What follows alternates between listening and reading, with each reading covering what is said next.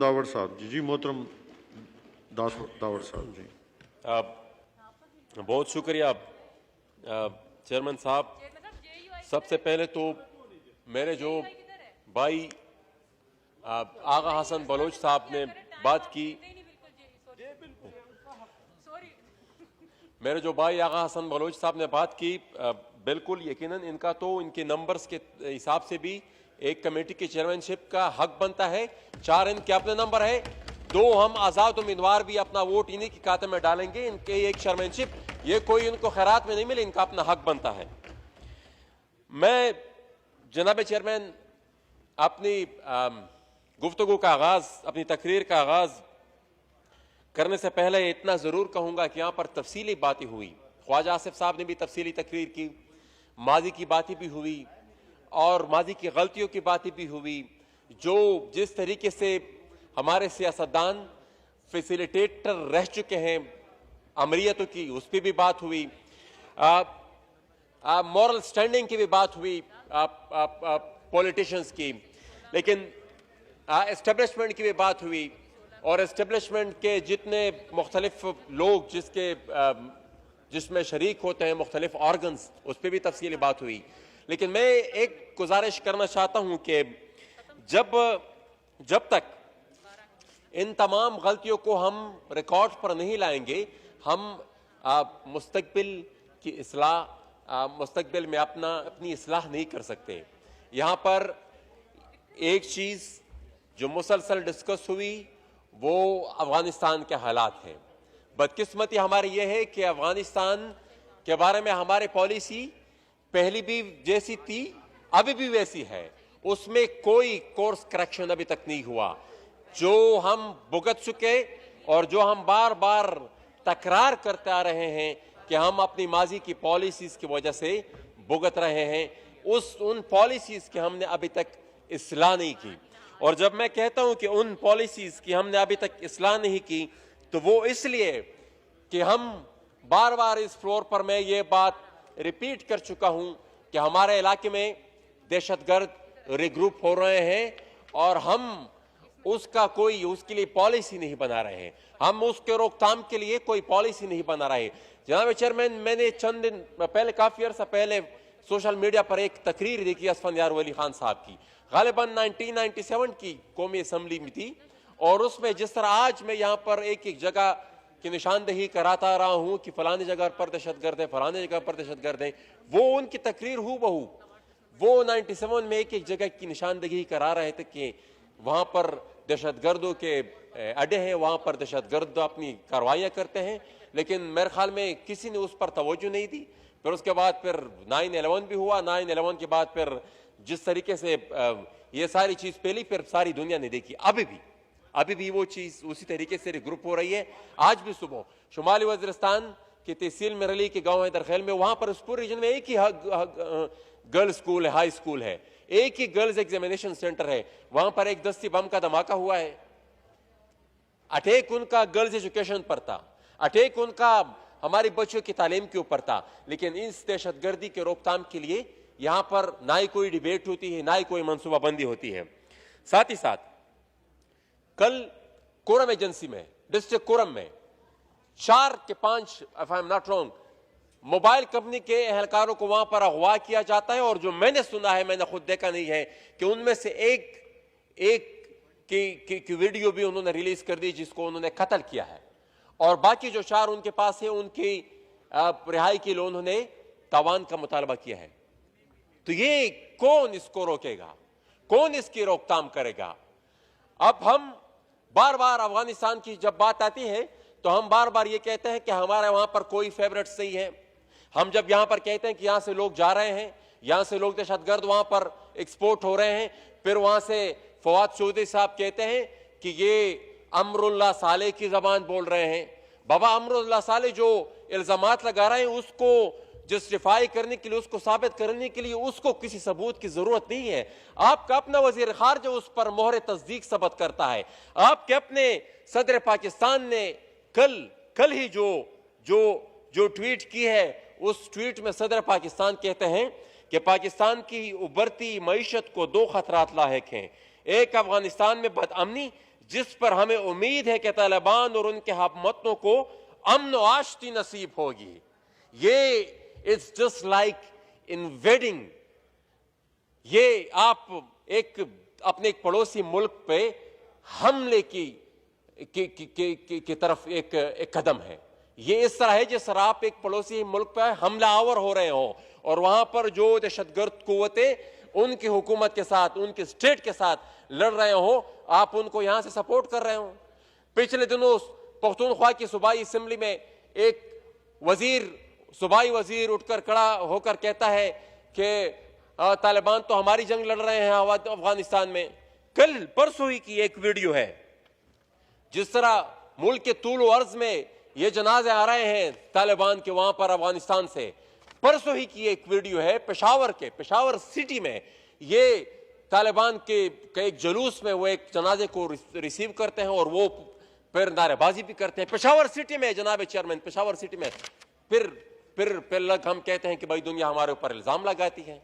फिर जब हम कहते हैं तो वो कहते हैं कि भाई वो किसी और की जबान बोल रहे हैं। तो जब हम कहते हैं कि अफगानिस्तान में हमारे फेवरेट्स नहीं है, हमारे अफगानिस्तान में फेवरेट्स हैं और वाहिद फेवरेट जो हमारे अफगानिस्तान में है वो तालिबान।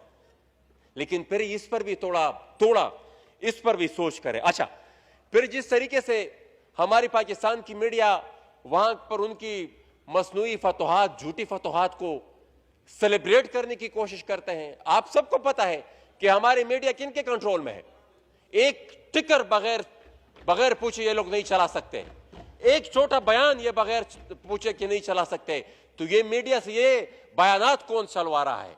यहां पर पाकिस्तान के अखबारात में ये बयानात कौन चलवा रहा है कि सारे अफगानिस्तान पर तालिबान ने कब्जा कर लिया। पाकिस्तान के टीवी चैनल्स पर ये पाकिस्तान के जो यहां पर जो किंग्स जो ग्रुप है, वो जो एंकर्स है, तो वो ये परसेप्शन क्यों बार बार डेवलप कर रहे हैं कि भाई वहां पर वो जीत रहे हैं और वो पूरा अफगानिस्तान वहां पर कब्जा कर ली। ये इंतहाई खतरनाक है। ये जब वापस इसका रद्द अमल आएगा, और देखें एक बात हम बड़ी वाज़ेह तौर पर कहना चाहते हैं कि हमारी रियासत को इतने ही ये लोग पसंद है, तो ये हमारी अपनी रियासत पे उनके हवाले क्यों नहीं करते? अगर इतनी हमें ये लोग पसंद हैं और वो हम इतना उनको ग्लोरीफाई करने की कोशिश करते हैं कि भाई वो इतने अच्छे लोग हैं, वो तो इतने ज़हीन लोग हैं, जिस तरह हमारे वजीर खारजा साहब के स्टेटमेंट है, तो ये हमारी अपनी हुकूमत भी उनके हवाले कर दे। बहुत ही अच्छे लोग हैं, बहुत ही ज़हीन लोग हैं। तो ये बहुत ही खतरनाक पॉलिसीज है, जिसका मेरे ख्याल में हमने माजी में जो किया, माजी में जो हमारी पॉलिसीज थी, अभी तक हमने इस्लाह नहीं की। हम कह तो रहे हैं कि माजी में गलतियां हुई, लेकिन ना अभी तक इस्लाह हुई है और ना ही हमने वो पॉलिसियां बदली है। हम अभी तक उन्हीं पॉलिसीज पर चल रहे हैं। और फिर जनाब चेयरमैन, जो प्रॉक्सीज होते हैं वो फिर प्रॉक्सीज होते हैं। वो आज अगर आपके हाथों में खेल रहे हैं, वो कल किसी और के हाथों में भी जाकर फिर आपके खिलाफ भी खेल सकते हैं। फिर आप लोगों ने ये नहीं कहना कि भाई हमसे गलती हुई थी। वो फिर क्योंकि वो फिर जब गेम फिर बदलेगी, फिर जो खतरात ऑलरेडी हमें लाहक है और जो ग्राउंड, जो मौरूसी हालात, जो फसल हमने ऑलरेडी उस माहौल के लिए तैयार की हुई है, मेरे ख्याल में वो फिर हम उसको फिर कंटेन नहीं कर सकेंगे फिर जो होगा। बाकी यहां पर रीजनल पावर्स जो है उनकी बात हुई, यहां पर अमेरिका के किरदार की बात हुई। वो हमने रूस की जंग से लेकर अब तक उनके किरदार को देखा। वो कभी एक को सपोर्ट करते हैं, फिर उसके बाद दूसरे को सपोर्ट करते हैं, फिर दूसरे को सपोर्ट करता है। मकसद उनका सिर्फ एनार्की ही है कि इस पूरे रीजन में एनार्की हो। पहले मुजाहिदीन को सपोर्ट किया, फिर तालिबान को सपोर्ट किया, फिर उसके बाद उन्होंने कहा कि नहीं, हम यहां पर दहशतगर्द बस रहे हैं, उसामा है, अलकायदा है, XYZ है। फिर यहां पर उन्होंने कहा अब हम एक डेमोक्रेटिक अफगानिस्तान चाहते हैं। फिर अब वो खुद लेजिटिमेसी बख्श रहे हैं उन्हीं सारे कुव्वतों के खिलाफ जिनके खिलाफ वो किसी जमाने में लड़ रहे थे। अब फिर वापस वही सर्कल फिर से रिपीट करना चाहते हैं। जिस तरह एब्रप्ट वहां से वो विड्रॉल कर रहे हैं और जिस तरह वो उन्होंने तालिबान के साथ मुज़ाकरात किया अफगानिस्तानी स्टेट को, तो वो उनको तो अपनी पॉलिसी, लेकिन हमारी पॉलिसी, मैं वाइंड अप कर रहा हूं जी, हमारी पॉलिसीज क्या है? वो तो अपने मफाद, उनका शायद मफाद यही हो कि इस रीजन में क्योस हो, लेकिन हमारी मफाद क्या है? हम अपने लिए क्या, हमें सिर्फ अगर डॉलर मिलते रहेंगे तो ये फैसिलिटेशन हम करते रहेंगे, ये जंगें हम लड़ती रहेंगी, इसका मदावा शायद हम मुस्तकबिल में ना कर सके। एक दो चीजें और मैं बात करना चाहूंगा एनएफसी अवार्ड पे भी। देखिए जी, एनएफसी अवार्ड जो रिस्पॉन्सिबिलिटी बनती है सदर पाकिस्तान की, पिछले साल उस एनएफसी अवार्ड के साथ जिस तरह खेलने की कोशिश की गई, फिर उसको अदालत ने स्ट्राइक डाउन किया। इलेक्शन कमीशन ऑफ पाकिस्तान के साथ जिस तरह खेलने की कोशिश की गई, उसको भी स्ट्राइक डाउन किया गया।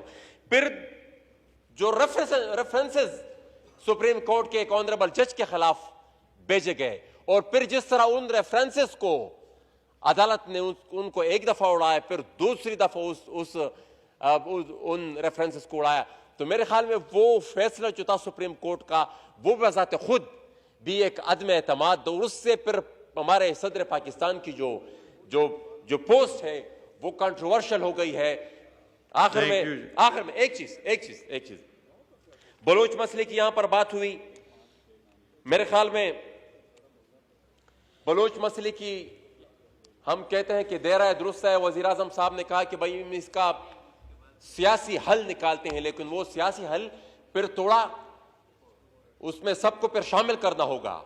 उसमें फिर हमारे जो भाई हैं आगा हसन बलोच साहब और या इनकी जो पार्टी और जितने भी बलोच नेशनलिस्ट, जितने भी वहां पर सियासी कुव्वतें हैं, उन सबको इस प्रोसेस में इंक्लूड करना होगा। अगर हम उस पे भी इस तरीके से पॉलिटिकल विक्टिमाइजेशन या आइसोलेट करेंगे बास कुव्वतों को और चंद को उसमें शामिल होंगे, तो उससे फिर मसला हल नहीं होगा। मैं आखिर में यह बात करना चाहता हूं कि अगर हम मुस्तकबिल के लिए एक ही वाहिद रास्ता है, ट्रूथ एंड रिकंसिलिएशन कमीशन। अगर हम ये चाहते हैं कि भाई माजी में गलतियां हुई हैं और हम उस गलतियों की इस्लाह चाहते हैं, तो वाहिद रास्ता ही ट्रूथ एंड रिकंसिलिएशन कमीशन है। इसके अलावा कोई दूसरा हल नहीं। हमें माजी की गलतियां एडमिट भी करनी होगी और रिस्पॉन्सिबिलिटी भी फिक्स करनी होगी। ट्रूथ एंड रिकंसिलिएशन, आखिरी जुमला, ट्रूथ एंड रिकंसिलिएशन भी बनाना होगा, और साथ ही साथ पब्लिक मैंडेट को रिस्पेक्ट भी देना होगी। इसके अलावा पाकिस्तान को बचाने का दूसरा कोई रास्ता नहीं है। Thank you very much.